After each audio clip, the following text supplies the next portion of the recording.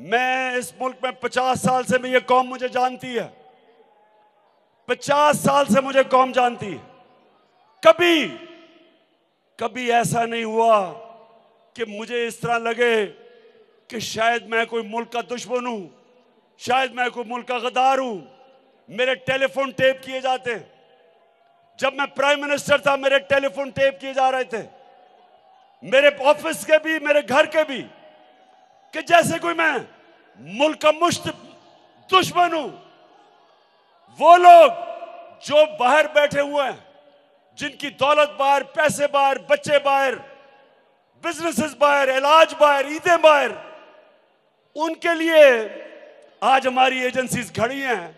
और जिन लोगों का जीना मरना इस मुल्क में है, उनको गद्दारों की तरह, जिस तरह के मुल्क दुश्मन है, उस तरह किया जा रहा है। और मैं एजेंसी से यह भी पूछता हूं कि ये जो प्राइम मिनिस्टर के फोन टैप करके ये ऑडियोज चल रही हैं, कौन है इसका जिम्मेदार?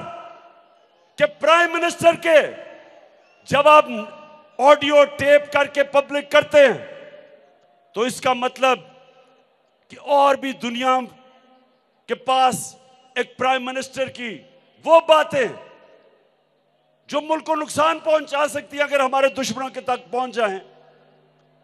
कैसे ये हुआ? कौन जिम्मेदार है?